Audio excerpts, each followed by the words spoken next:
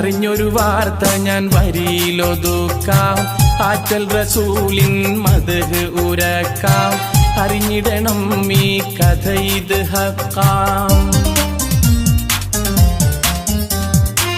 അറിഞ്ഞൊരു വാർത്ത ഞാൻ വരിയിലൊതുക്കാം, ആറ്റൽ റസൂലിൻ മദ്ഹ് ഉരക്കാം, അറിഞ്ഞിടണം ഈ കഥ ഇത് ഹക്കാം. ഹക്കാണേ കരഞ്ഞത് ഒരു ഈത്ത മരത്തിൻ തടിയാ, അഷ്റഫുൽ ഖൽഖന്ന് ഖുതുബത്ത് ചാരിയതറിയാ.